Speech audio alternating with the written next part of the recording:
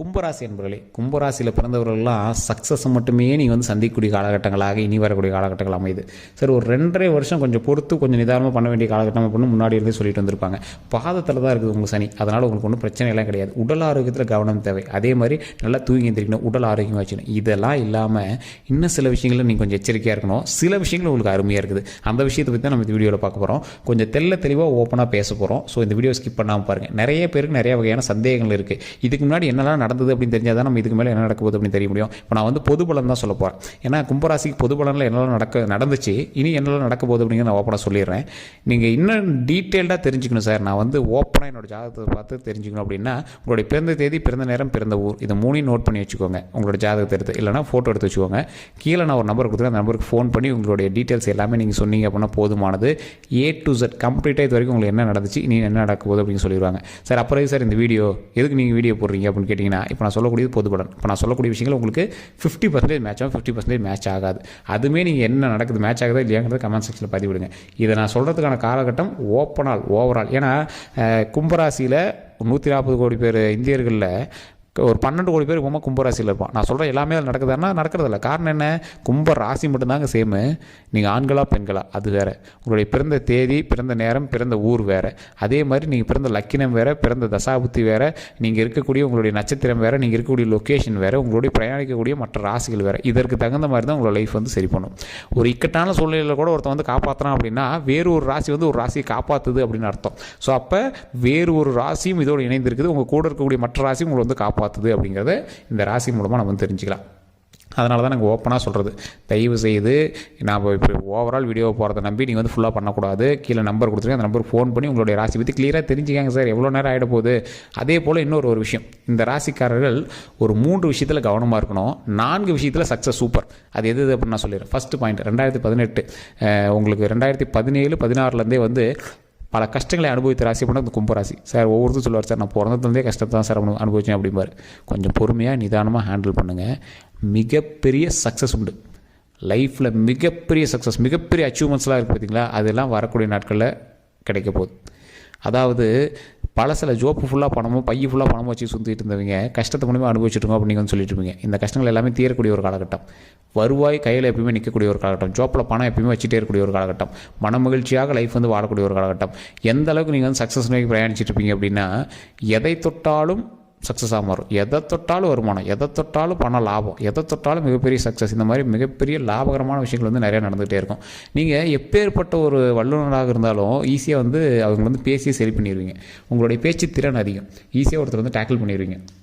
ஒரு 100 பேர் உட்காந்துருக்கான், அந்த கும்பராசிக்கார் போய் முன்னாடி நிற்கிறார். அவருக்கான மரியாதையே வேறு மாதிரி இருக்கும். அந்த ஆள் போஸ்டிங்கில் கம்மியாக இருக்கலாம், வருமானத்தில் கம்மியாக இருக்கலாம், ஏழையாக இருந்தாலும் சரி, மிகப்பெரிய ஒரு மரியாதை உங்களுக்கு வந்து கிடைக்கும். ஆனால் இந்த கும்பராசிக்காரை பொறுத்த வரைக்கும் அரசியலில் பெரிய ஆளாக வருவாங்க, இல்லைனா ஒரு ஊருக்குள்ளே பெரிய ஆளாக இருப்பாங்க, போஸ்டிங்கில் பெரிய ஆளாக இருப்பாங்க, இல்லைனா மரியாதையில் பெரிய ஆளாக இருப்பாங்க, இல்லைனா பெரிய பணக்காரராக இருப்பாங்க. இந்த மாதிரி வந்து குறிப்பிட்டத்தக்கவர் தான் வந்து கும்பராசி இருப்பாங்க. ஒரு எக்ஸாம்பிள் சொன்னேன், தஞ்சை ஒரு மிகப்பெரிய ஒரு அடையாளம், ராஜராஜ சோழன் மிகப்பெரிய ஒரு அடையாளம், அவரே கும்பராசி, சதய நட்சத்திரம். ஸோ இந்த மாதிரி கும்பராசிக்காரர்கள் ரொம்ப விரல் விட்டு எண்ணக்கூடியவர்கள் தான். அந்த கும்பராசியில் இருக்கிறவர்கள்லாம் வந்து பார்த்திங்கன்னா மிகப்பெரிய சக்ஸஸ் நோக்கி பிரயாணிக்கக்கூடிய ஒரு அற்புதமான ராசிக்காரர்கள்.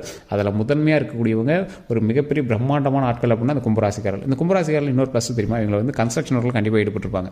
கன்ஸ்ட்ரக்ஷன் சம்மந்தப்பட்ட விஷயத்தில் ஈடுபட்டிருப்பீங்க. அதில் மிகப்பெரிய சக்ஸஸையும் அனுபவிச்சிருப்பீங்க. அது நிறைய வருமானம் ஈட்டிருப்பீங்க.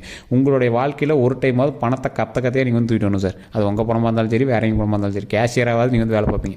ஸோ அந்த மாதிரி வந்து கும்பராசிக்காரர்கள் ஒரு மிகப்பெரிய பிரம்மாண்டமான ஆள். உங்களுக்கு மரியாதை ஓவர் சார், ரொம்ப அதிகமாக மரியாதை கிடைக்கும். ஆனால் குறிப்பிட்ட சில வருடங்களாக தான் அது வந்து உங்களுக்கு கிடைக்கல அப்படின்னு ஃபீல் பண்ணிட்டு இருப்பீங்க. இது உண்மை அப்படின்னா மறக்காம கமெண்ட் செக்ஷனில் பதிவிடுங்க. தேவைக்கு அதிகமாக பணம் இருந்த காலங்கள் உங்களுக்கு அதிகம். அதற்கு பிறகு தேவைக்கு கூட பணம் இல்லாமல் நீங்கள் சுற்றிட்டு இருக்கீங்க அப்படிங்கிறதா உண்மை. சில மரியாதை உங்களை பார்த்தா கையெடுத்துக்க போகிறோம்னா இப்போ கொஞ்சம் அப்படியே பேக் அடிக்கிறான் அப்படிங்கிறத உண்மை. அந்த மரியாதையை விட அதிக மரியாதை உங்களுக்கு இனி வரக்கூடிய காலகட்டங்களில் கிடைக்க போகுது.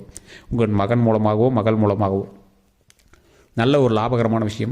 உங்களுடைய குடும்பத்தினுடைய கௌரவம் அதிகரிக்கக்கூடிய ஒரு விஷயம். தொழிலில் மிகப்பெரிய அச்சீவ்மெண்ட்டாக வாழக்கூடிய ஒரு நேரம். தொழிலில் மிகப்பெரிய சக்ஸஸ்ஃபுல் பர்சனாக வந்து மாறக்கூடிய ஒரு நேரம். எப்பேற்பட்ட வல்லுநர்களும் உங்களை பார்த்து ஒரு கை கொடுத்துட்டு, சார் உங்கள் மகனா உங்களோட மகளா நீங்கள் தான் பண்ணீங்களா சார், நீங்கள் நல்லா பண்ணியிருக்கீங்க அப்படின்னு உங்களை வந்து நல்லா பெருமைப்படுத்தக்கூடிய நேரம். ஏன்னா இந்த கும்பராசிக்கு இப்போ 7.5 சனியில் இன்னொரு 2 வருஷம் பாக்கி இருக்குது. அப்போ இவங்களோட சக்ஸஸ் வந்து கொஞ்சம் இருக்குது. இவங்களுக்கு வந்து மரியாதையும் மதிப்பும் அதிகமாகுது அப்படின்னா இவங்களோட மகள் மூலமாக, பேரன் பேத்தி மூலமாக அதிகமாக போகுது, இல்லைனா கணவன் மனைவி மூலமாக அதிகமாக போகுது. ஸோ அப்போ இவங்களுக்கு சக்ஸஸ் இருக்குது. ஆனால் இவங்க மூலமாகவே இருக்குதா அப்படின்னு கேட்டால் இவங்களுடைய வாரிசுகள் மூலமாக அமையுது. அப்போ யாருக்கு அது சொந்தம்? அவங்களுக்கு சொந்தம் தானே. அந்த பெருமைக்கு யார் ஆளாகிறாங்க? அவருடைய தாய் தந்தையரான நீங்களும் ஆளாகிறீங்களே. அப்போ சக்ஸஸ் நோக்கி பிரயாணிக்கக்கூடிய ஒவ்வொருவருக்கும் இந்த காலகட்டம் பொருந்துது. 2026 உங்களுக்கு சக்ஸஸ்க்கான வழிகள் பிறக்குது. எதில் நீங்கள் கவனமாக இருக்கணும்? வண்டி வாகனத்தில் கவனமாக இருக்கணும், கால் சம்மந்தப்பட்ட விஷயத்தில் கவனமாக இருக்கணும். சுகர் இருக்கிறவங்க கொஞ்சம் கால் சம்மந்தப்பட்ட விஷயத்தில் கவனமாக இருங்க. உடல் ஆரோக்கியத்தில் கொஞ்சம் கவனமாக இருங்க. ரத்த சம்மந்தமான விஷயத்தில் ஜாக்கிரதையாக இருங்க. கொலஸ்ட்ரால் சம்மந்தமான விஷயத்தில் ஜாக்கிரதையாக இருங்க. மொத்தத்தில் உடல் ஆரோக்கியத்தில் கவனம் தேவை. வண்டியில் தேவையில்லாத ஸ்டண்ட் பண்ணக்கூடாது. நீர் சம்மந்தப்பட்ட விஷயம், நெருப்பு சம்மந்தப்பட்ட விஷயத்தில் கொஞ்சம் கவனம் தேவை. சிகரெட்ஸை தவிர்த்துக்கணும், 0% மாற்றிடணும், தூக்கி போட்டுடணும். மது பழக்கங்கள், கெட்ட பழக்கங்களை தூக்கி போட்டுடணும். இனி உங்களுக்கு வந்து கௌரவமும் உடல் ஆரோக்கியம் தான் முக்கியம்.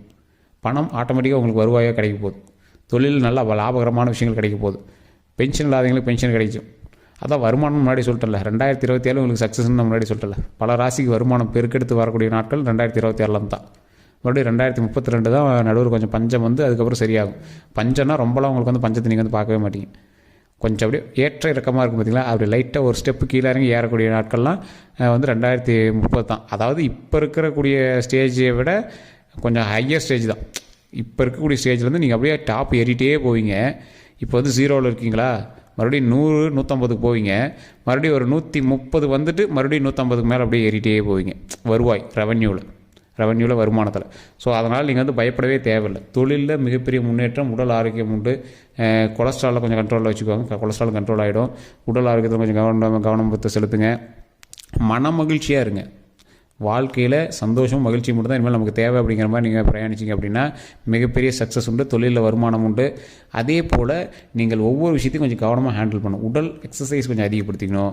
எந்த ஒரு செயல் செய்தாலும் அந்த இடத்துல வந்து நீங்கள் வந்து ஒரு முறைக்கு 100 முறை வந்து நீங்கள் வந்து செயல்படணும். அதாவது ஒரு விஷயத்தை வந்து டேக்கிள் பண்ணுறீங்க, ஒரு ஹேண்டில் பண்ணுறீங்க, கணக்கு வழக்குகளை பார்க்குறீங்க அப்படின்னா ஒரு முறைக்கு 100 முறை அந்த விஷயத்தை வந்து நம்ம வந்து யோசிக்கணும், திறன்பட செயல்படணும்.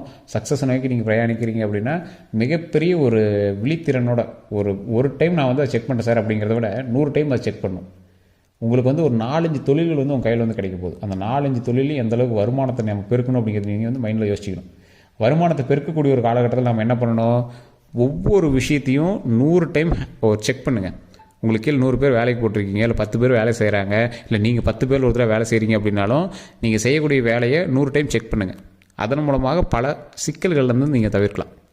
அதாவது இப்போ உங்களுக்கு நிலையான ஒரு விஷயம் போயிட்டுருக்குது, அதில் சின்ன ஸ்ட்ரகிள் வந்து எவனா ஒருத்தன் வந்து டிஸ்டர்ப் பண்ணிகிட்டு இருப்பான். அதனால் நீங்கள் வந்து மைண்டை டைவர்ட் பண்ணாதீங்க. அதை வந்து கொஞ்சம் சரி பண்ணுறீங்க, அதை கொஞ்சம் செக் பண்ணீங்க அப்படின்னா அந்த பிரச்சனைகளும் வந்து சால்வ் ஆகுது.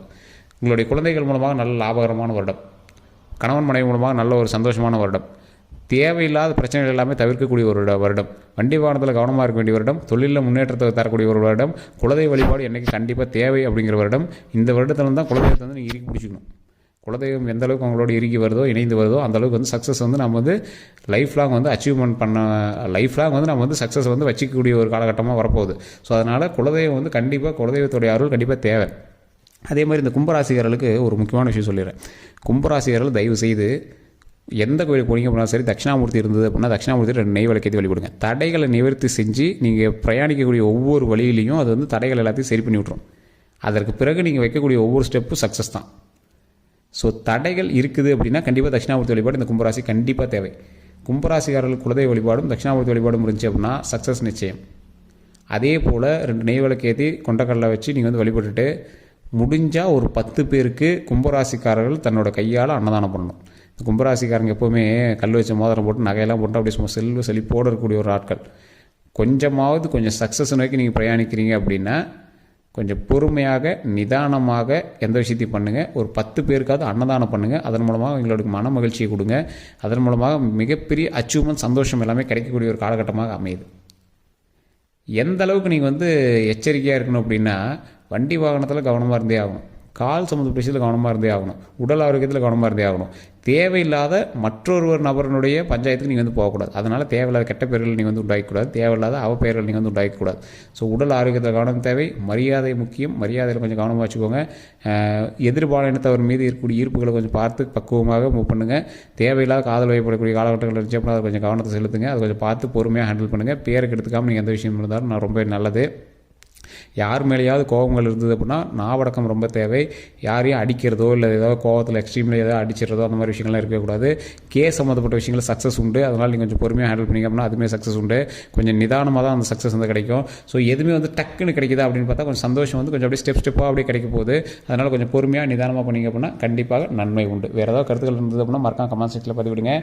வேறு எந்த ஒரு கருத்துக்களாக இருந்தாலும் கீழே ஒரு ஃபோன் நம்பர் கொடுத்து அந்த ஃபோன் நம்பருக்கு பேசி நீங்கள் வந்து உங்களுடைய ப்ராப்ளத்தை சால்வ் பண்ணிக்கலாம். எல்லோருக்கும் நன்றி நண்பர்களே.